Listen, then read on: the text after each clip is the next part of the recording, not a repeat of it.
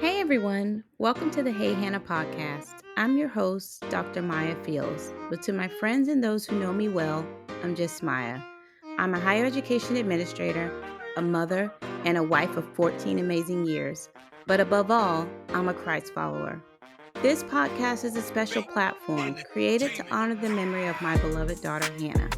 It's here that I have the chance to have the conversations that I never got to have with her, to share the wisdom and love I wish I could have passed on. It's a reminder to cherish the precious moments we're given and a testament to the power of healing, hope, and personal growth. If you're someone who's seeking personal growth, inspiration, and practical advice to build a solid foundation for a successful and fulfilling life, this is a place for you. Join me as we honor Hannah's memory together. Laugh, cry, and learn. Get ready for a podcast that is so much more than you could ever imagine. The Hey Hannah podcast, healing hearts, one conversation at a time.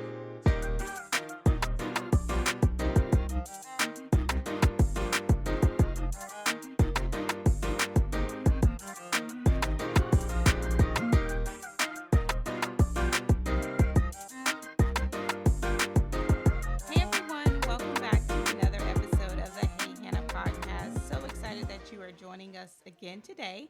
We have special guest Kim Hawley, who works in the sleep space as a holistic sleep coach.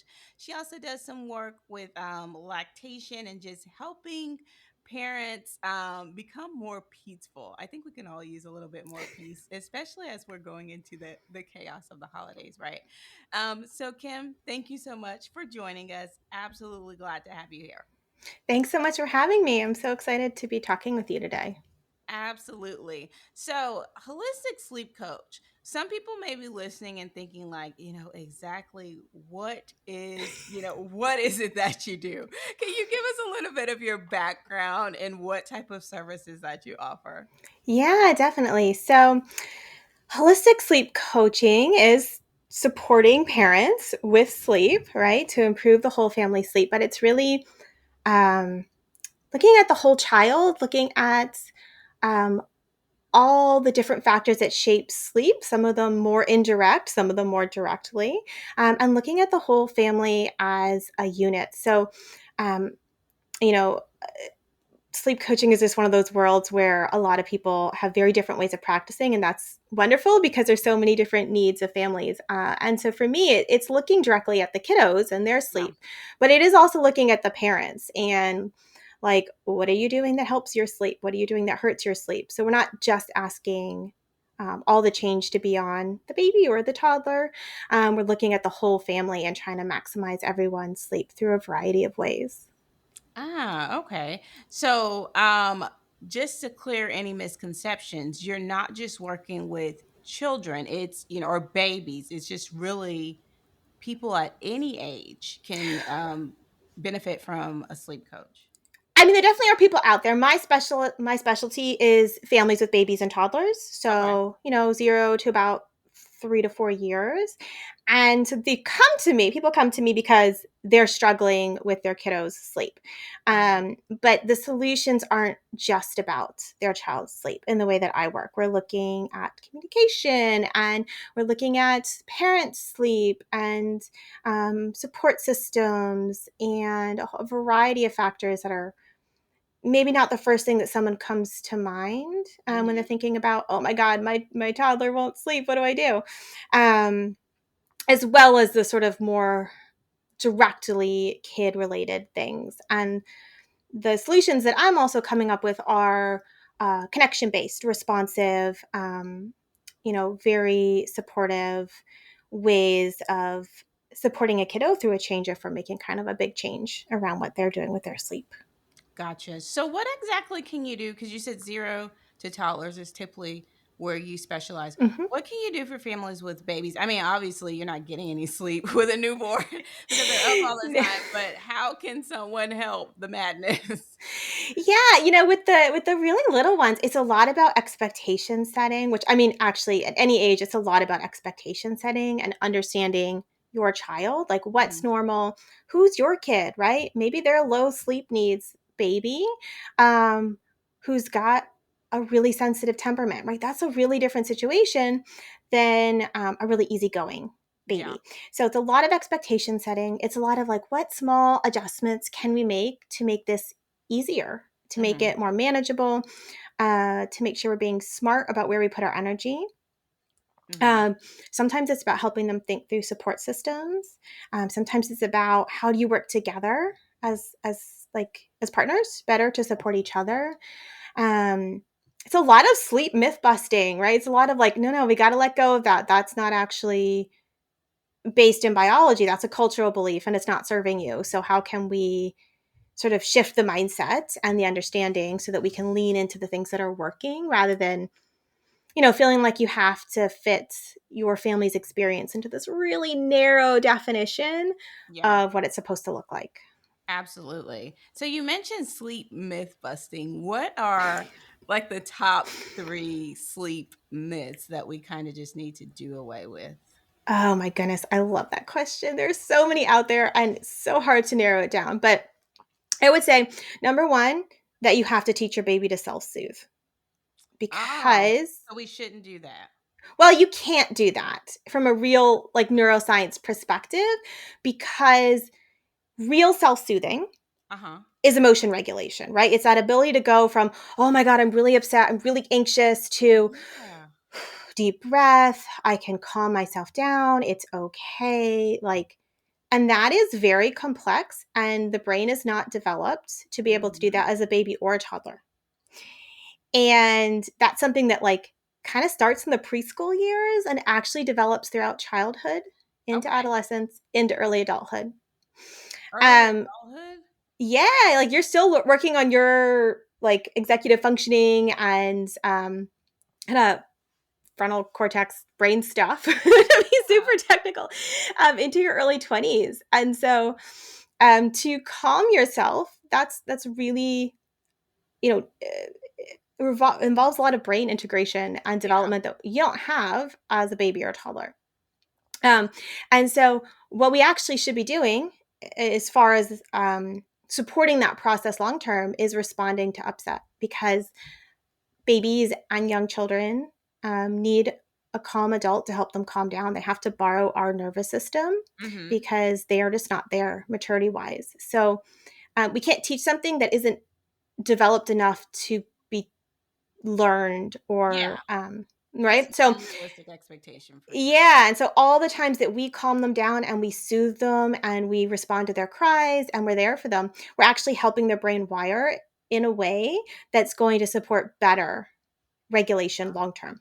I And see. so it's really like one of those where it's like, oh, like we really have to totally flip it on its head Mm-hmm. to actually accomplish the goal that we want to accomplish as parents long term. Gotcha. So, Okay. yeah, the neuroscientists, they tell us so much about this. It's really great, the stuff that's been coming out in the last couple decades that Yeah. really teach us about what's happening in the brain in these early years. Absolutely. Um, any other myths that are high at the top of the list? Yeah, I'd say that babies are going to sleep through the night in the first year. Yeah, that's definitely a myth. I mean, you know, you hear it so much. Oh, by 6 months, they should be sleeping through the night. And it's like, well, that's not what the research says. And that's not what most babies are doing. That's when we pin all our hopes on that, it just creates so much stress and anxiety when it's like, okay, babies are supposed to wake. That's how they sleep. Yeah. And the vast majority of them are going to wake at least a few times a night, throughout the first year. And that's what the research says. That's what most parents' experiences is. Um, and you know, when we look at research, half the time a research study defines sleeping through the night is like 6 hours, right? So that Yeah. still involves waking. Um, but when it's taken out of context, it seems like everyone's baby is sleeping, from 7 to 7 Yeah. straight through. And it's like, well, no, no, that's definitely not what most babies are doing. And so I think when hey, my baby is going to wake some, let's plan around that instead Yeah. of assuming that's wrong and then stressing yourself out about it, you Yeah. know? Kind of set the stage for sure. Exactly. Gotcha. And I guess maybe my last biggest would be around just that it's normal to feed to sleep and soothe to sleep, like that is a normal part of babyhood and not something that we need to be afraid of or Okay. feel like it's a bad habit. That it's a normal part of parenting a little. And if you have a little that doesn't need as much support, that's also normal. But I think there's a lot of fear around creating bad habits by supporting littles to sleep, and it's just it's normal. It's a For normal part sure. of a baby. That's definitely interesting to hear about. I feel like as research continues to develop, you always have, like, not only do you publish your research and you're like, yes, this is great, I have a new find, but then you're combating all the other areas because the pediatricians have to catch up, old school parents have to catch up, Yes. your grandma and grandpa who are coming to help have to then get on board because you now have to tell them, like, hey, we've made some changes since you were parenting and this is the way it should be done now. So it's kind of like everyone's having to take their position to help educate, all around us for the betterment of, the family for sure. I feel like we've come through full circle in a way. Like this is instinctually how most people have parented throughout human history. And then you got the rise of like, oh, we're gonna be all scientific about parenting and all these ideas that kind of came out of the 1800s and early 1900s that still really shape our sleep conversations now. Yeah, And then if you look at like the developmental research and the attachment research and the neuroscience research, it's all basically come back to what parents instinctively tend to do, right? Which yeah. is respond to their baby, soothe their baby, snuggle their baby, be close to their baby when we're able to listen to our instincts as opposed to, all those outside voices. For sure. I'm curious, and this may be dabbling a little bit into something that's not your area, but when you said like comforting and soothing our babies, is there such a thing as holding your baby too much? Like I've heard this so many times, like, you got to spoil the baby if you hold the baby too much, and then they're always going to want someone to hold them. Is that a thing? No, it's not a thing. Humans, I mean, yes, it's a thing, you hear it all the time, right? Absolutely. But we're primates, we're carry mammals, and our babies are born expecting to be held all the time. Ah, And so it's more like we're meeting the need they already were born with rather than okay. creating an expectation. You spoil kids by like material things or as they get older never being able to set a healthy limit or things like that. You Hmm. don't spoil kids through love and Okay. acceptance. That's actually how you set them up for having a really healthy relationship with you and with themselves, is that we're really meeting those emotional needs. Oh, I love that. So if you're listening and you have a newborn baby, pick the baby up, hold the baby as much as you want because it's absolutely fine. You're setting the stage for a loving Yeah, relationship. you're their habitat. You are their natural habitat in those early weeks and months. Like that's their home. That's their happy place. For sure. So yeah. Absolutely. So I think about a lot, as kids get older, we're getting into the toddler stages. And one of the big things was like getting the child, first of all, like when's the sweet spot to get them like to stay in their own room, and sleep in their big boy, big girl bed. And the trick to getting them to staying there through the night. Is that another like unrealistic expectation? Or is there some type of just way that we don't all know about to get this to happen smoothly? I mean, I think it's a yes and a no, right? Okay. In the sense that it's natural for a kid to want to sleep near you, Mhm. right? I think sometimes we forget, like as adults, we're not sleeping alone, Yeah, right? Like as soon as we have a partner, we're generally sleeping with our partner.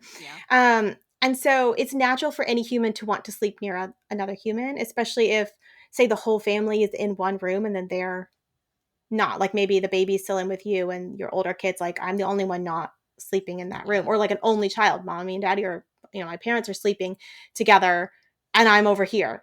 So the desire to be close is just natural. It's just human nature. Mhm. And I think that we forget that. But also, a lot about sleeping on their own is about helping them feel like they're still close to you, even when they're apart. So, really helping them hold on to that closeness Mhm. and building up their confidence, Okay. being in their own space. And there's not a magical age that it's like every kid's going to easily do this at this age. It really, there's a lot of variability, based on the child and what else is going on, in your family world, right? Yeah. That might be disruptive. Um, but it can be a process, right? It can be something that you need to really scaffold for them and provide support and understanding. Yeah. You mentioned helping them to feel still close to you, like even though they're sleeping in their own space. Are there any particular ways that you recommend to do that? Like, do we put a shirt that we've worn in there with kind of your smell on it? Or what are some ways that you recommend, for that to happen? Yeah, I love that question. Um, it starts away from sleep, right? It starts with really connecting with them during the day and Okay. prioritizing connection in the evening, which I think is hard for a lot of families because, oh my God, evenings are crazy, right? Yeah. Like there's so much you have to do to get, you know, dinner, to get ready for the next day, to clean up if you have, if you've been apart with work and they've been in childcare or school, with older kiddos. There's a lot of reconnecting that needs to happen, a lot of big emotions that might be coming out, a lot of feeling like, I got to get all this stuff done as a parent. Yeah. And everyone's cope is lowest in the end of the day, right? So it's a lot around thinking about your evening as my priority is to reconnect with my kiddo and Mm-hmm. fill them up on connection before we head into the bedtime routine, Mm-hmm. not count on the bedtime routine to be our most connected part of the evening. Gotcha. Um, and there's tricks you can do with language about like focusing on the next connection versus emphasizing the separation. There are, um, giving them something of yours can be helpful for a lot of kiddos. Like you said, give them your shirt. Like that actually can be a nice piece for some littles. Yeah. To have something like, oh, can you look after mommy's special teddy bear from when she was little? Can you keep it safe? Can you take care of it? Yeah. It's a little nervous tonight. What do you think?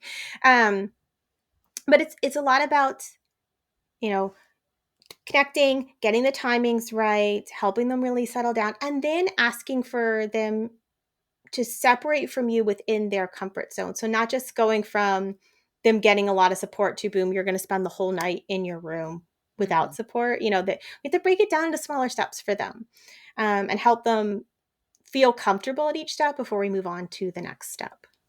Oh, okay. I like that.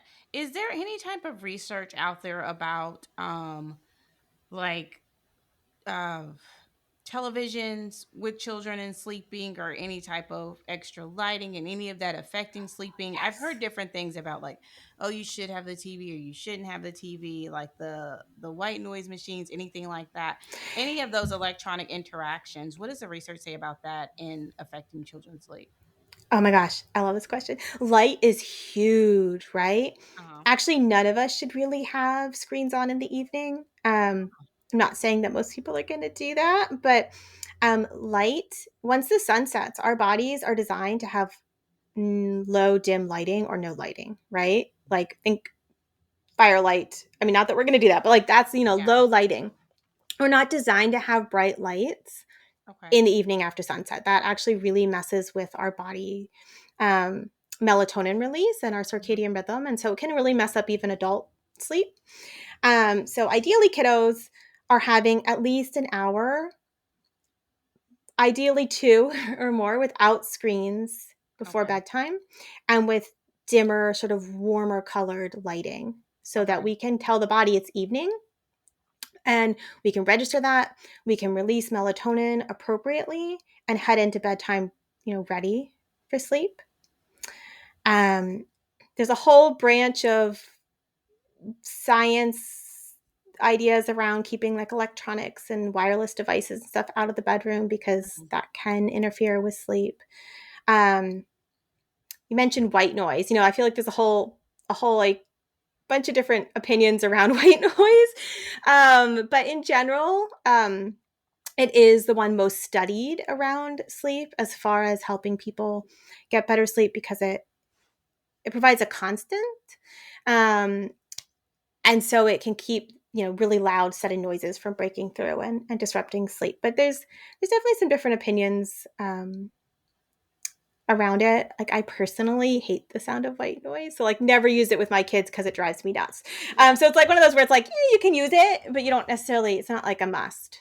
Gotcha. So the overall recommendation for children and or just people in TV's period is we should try to get away from having them in our sleeping space. Yeah, yeah. We want to keep screens of all sorts. So think, your phone, Mhm. tablets, all that kind of stuff. We want to keep them away from our sleep time so that we're really able to wind down appropriately. And if you are going to look at a screen, like if it's your phone as an adult, right, then we want it on nighttime mode. Okay. We don't want it, we want the screen, you know, what does it do? Dims it. It Yeah. hues it a little bit more to the red end of the spectrum. We want to kind of buffer some of that bright light and blue wavelengths that come through really strongly and are essentially cueing our body it's daytime instead of it's nighttime. Gotcha. It's funny because anytime my computer, like my laptop, goes into nighttime mode, I always take the key and I turn it to the brightest setting. Like, I cannot see this. Make it as bright as possible. And so I see that's actually serving a purpose, and maybe I'll stop doing that. I mean, I think this lighting stuff is fascinating personally. Uh-huh. And so my husband, one of his ways that he unwinds is playing video games after the kids Yeah. are in bed. And I'm like, your computer needs to be in nighttime mode. He's like, but the colors, the graphics. I'm like, get used to it because it's so bad for you. And I'm like, it's not necessarily the healthiest time for him to be playing video games anyway, but also we're parents and he doesn't always have the time to unwind and Yeah. relax and do that. At times it might be better to be in front of a computer, and that's his relaxation. That's healthy for him. And Yeah. so he was like, all right, I'm gonna try. And he's really adjusted. It no longer super bothers him that his computer is set um, to nighttime mode. It's just chronically set to it now, pretty Yeah, much. for sure. No promises, but I'll work on it a little bit at a time. It's hard. This stuff is hard because we're used to what we're used to, Yeah. right? Absolutely. Absolutely. Can you talk about a little bit what does a wind down routine look like for a child? Because we talked about, okay, they shouldn't have the screens ideally 2 to 3 times before bedtime.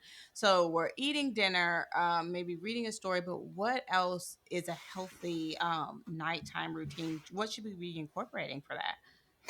Yeah, I think a piece that a lot of families don't. Well, I think there's two ways families tend to go that can be not as helpful, right? One is almost giving too much calm, like expecting their kiddo to be calm for a really long time.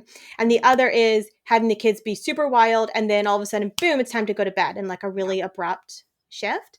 And so, what I recommend with families that I'm working with them is build in some playtime after dinner, right? Okay. Especially for toddlers, preschoolers, like they're sitting still. Their expectations around dinner time that can be hard for kids. They Yeah. need to move their bodies, and so if we can have dinner early enough that there's time for some big body play, get Okay. everyone laughing, connecting, um, all of these things ahead of sleep, ahead of calming down for sleep, then we're going to head into the time we want them to be relaxed and calm much in a much better place. Like they're going to be much better regulated. So get some big body play in. It's a great time to connect with your kiddos and play with them. Then kind of calm everything down a bit. So have a bit of a calmer transition and then have a bedtime routine that's just focusing on relaxation, connecting, getting them ready for bed. And so just a few activities, that's where stories can be great. Maybe your kid likes a little bit of if they're younger, an infant massage, maybe you rub their back, maybe you have special sleepy music, whatever it is that you're kind of winding down Hmm. um, in their sleep space so that we're kind of setting them up for, okay, this is how we get ready for bed. We're settling down. Now it's time to sleep. Gotcha. I know what works well for us, just if anyone's thinking about some recommendations for non-TV type games. My boys love the Magnetile little Yes. things. Like they can play Yeah. with those and just go and go and go with all the creations. My youngest is bent on making everyone pizzas that he brings you individually and expects you to eat. So if you are here and he has Magnetiles, expect a pizza to come soon. A Um, Magnettile pizza. Yum. yeah, so we have that. And they are also getting into like the matching games, like the memory I Mm. don't remember what you call them from before, but you know how you lay all the cards out and then Yep. you flip one over. So those types of things. And you can find those little cards at like Dollar Tree. Not super expensive at all. And it's a cool game that they can play together, working on cognitive skills. And it's a, kind of quiet wind down type thing. So just a few suggestions we've given. Yeah. And like my kids, and some of my clients, like things they'll do is like for the big body play, like family dance party, pull the cushions off the couch and make like an obstacle course or a fort, Oh, right? fun. Um, kind of some pushing, pulling kind of play with their kiddos, just some of those good big body movements. Yeah. And then Play-Doh is another good one if your kids like that for kind of calmer play. Yeah. Coloring is a good one. Um, thinking about puzzles can be a good one for some kiddos. And exactly like you said, magnetiles, blocks, things like that, that they're just naturally drawn towards. Like think about the kind of stuff they're naturally drawn towards that's higher energy. Think about the calmer stuff they're naturally drawn towards that's lower energy. Yeah, for sure. We try to stay away from the Play-Doh, but I think I'm gonna have It to goes everywhere. kind of give in because they don't stop asking about it. So yeah, maybe we'll incorporate a little Play-Doh as a special treat here and there. Not every day. So Yeah, it tends to get everywhere. I don't know. My kids stick it places.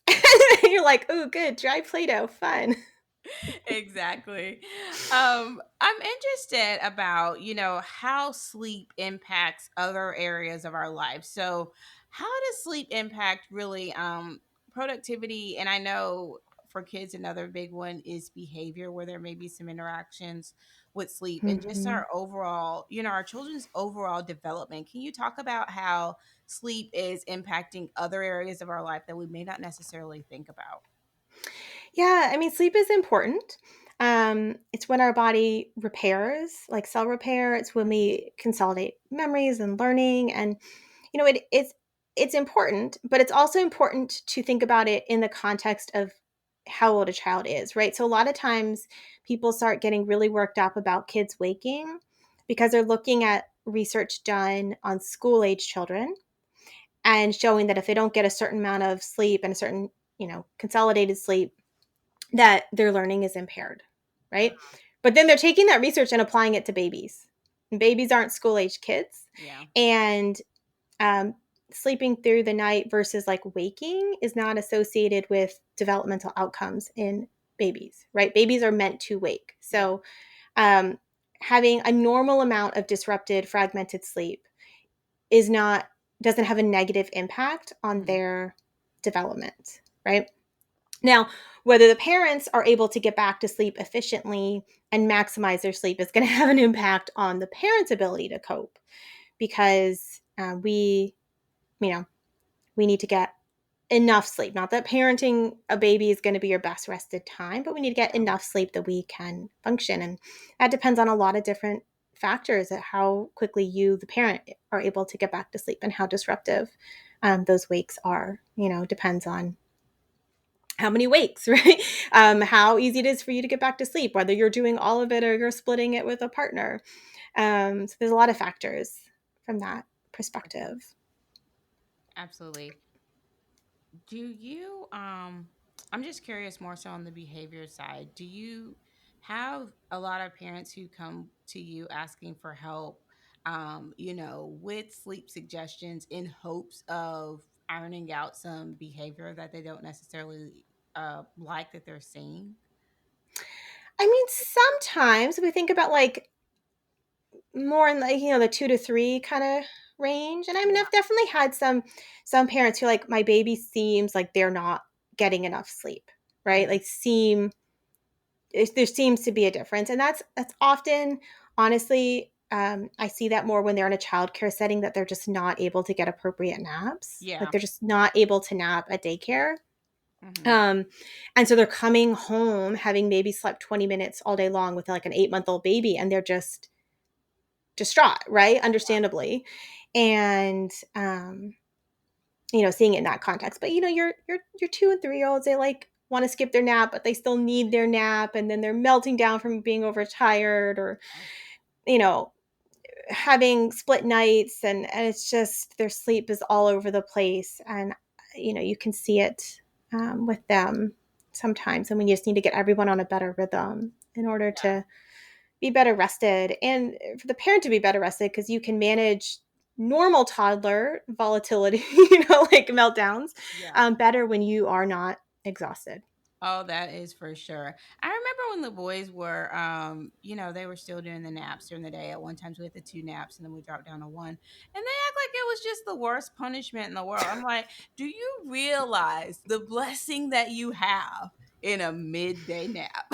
I And know so many adults would like pay $1 million for that. yes.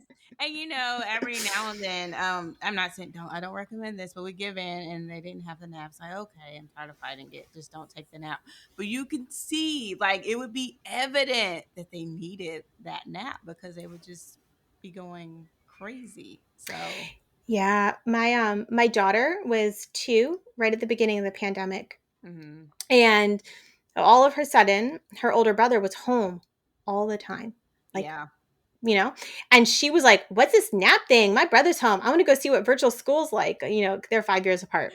yeah, And she was like, "I want to go," and it was awful because like we were all, doing the reeling from the how do we manage life thing, and this freaking little feisty 2-year-old just tried her hardest to drop her nap. And I'm like, you yeah, still need a nap. So then she'd like melt down, in the afternoon. And it took a while to finally get her back in a rhythm where she would actually nap. And I'm yeah. like, you still need this nap, girl. Like, you are not ready to drop it. You really need it. And it was like, oh, it was tough. Yeah, sometimes it's a workout trying to fight them for that nap at certain stages for sure. Kudos to any parents who are still going through that right now. Are you seeing any emerging trends or developments in sleep science that you're really excited about? And how do you see the field of sleep coaching evolving in the future? Yeah, I, the things that I find really interesting is the more that we learn about neuroscience and development from that angle, then whether we're really understanding what's happening in the different ways that we care for our kiddos and the different ways that we parent, because parenting around sleep is just part of parenting, right? Like it's a piece of a bigger puzzle. And I think that the more that we dig into what's actually going on in their bodies and how they respond, that whole dynamic, relationship, it's just fascinating. I think it's really enlightening, particularly when you have a kiddo that is like neurodivergent or highly sensitive, really persistent, like these kiddos that just are a little bit extra, right? Extra to Yeah. parent. Understanding how to really meet their needs in a sustainable way is just really interesting to me. And so I love that area of research, and I think it's really interesting the way our environment, like our natural environment, lighting, kind of modern life, Yeah. disrupts our sleep, and how ways that you can buffer that, right? I think that's really another interesting area of development. But I don't know. I think the sleep world is wild, honestly, because there are so many different opinions on how to manage children's sleep. Yeah. And there's a lot of conflicting information out there. It can be very overwhelming for parents. It can be hard even as a professional. I'm looking at another sleep coach trying to figure out how they practice, right? Hmm. And I'm just like it can be hard for me to be like, how do you practice, right? Yeah. If I'm looking to add to my referral list for when I'm full or when I feel like someone isn't a good fit for my approach.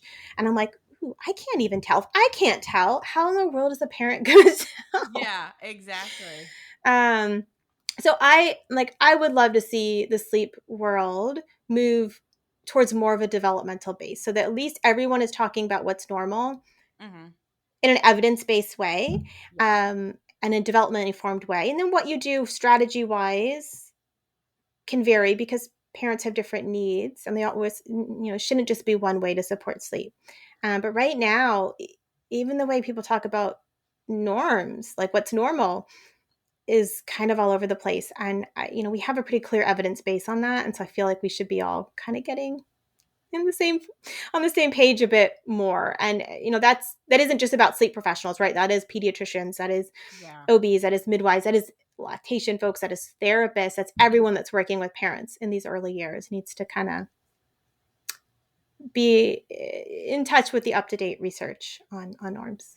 Absolutely.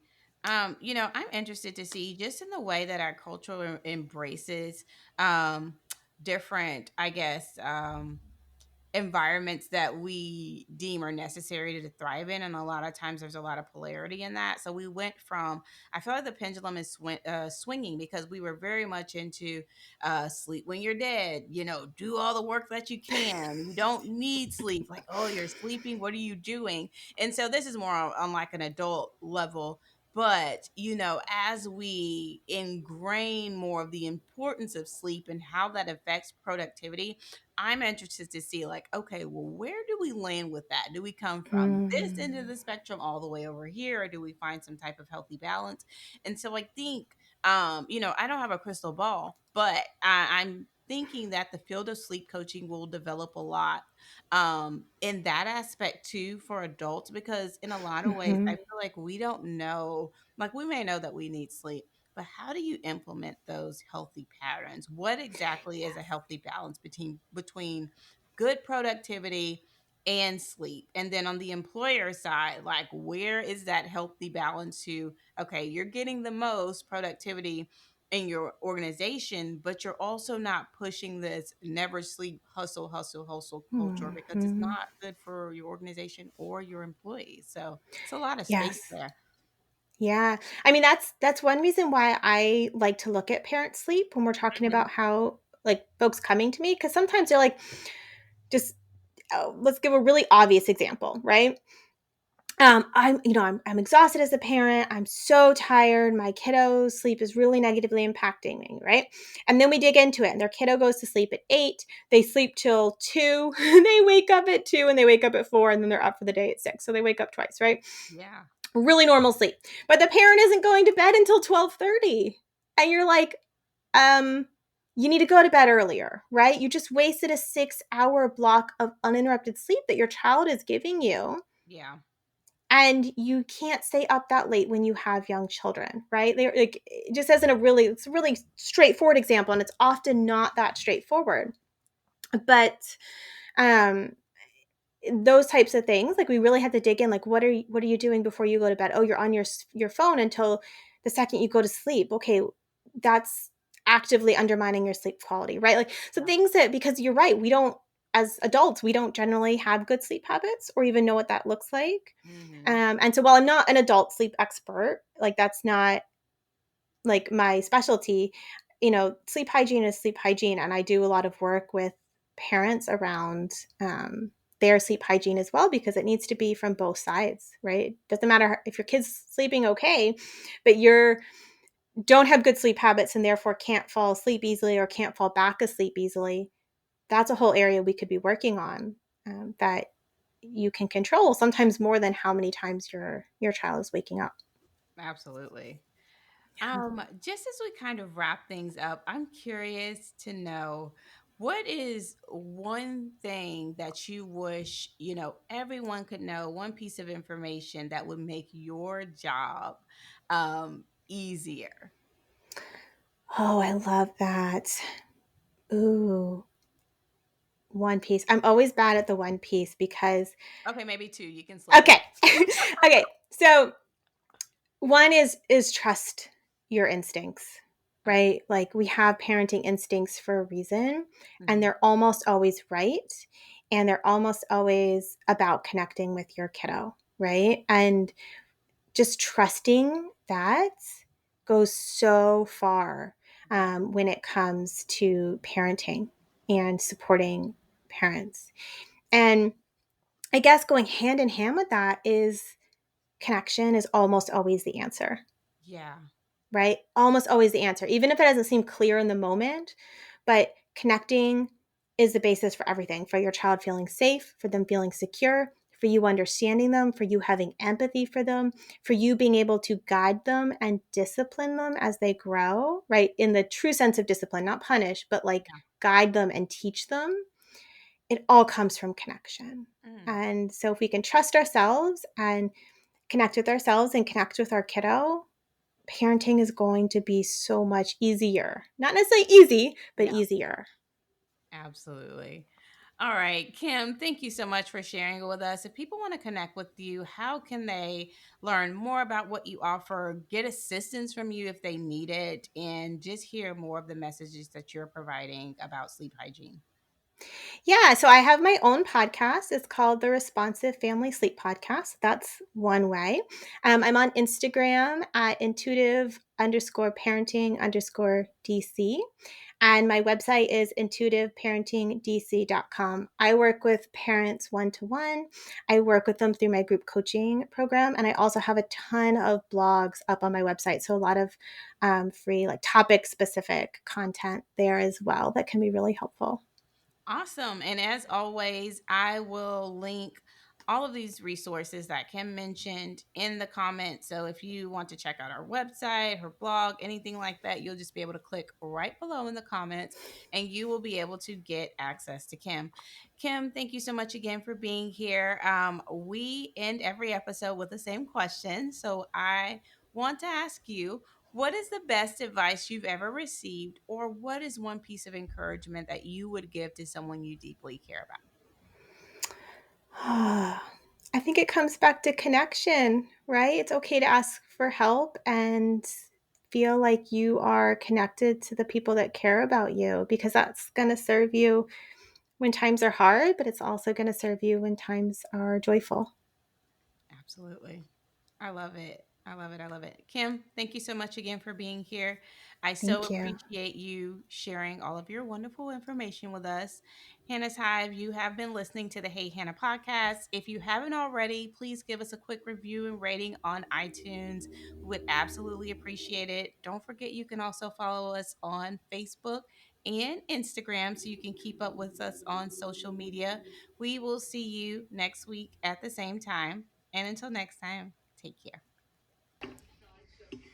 And that's it. I'm out of here.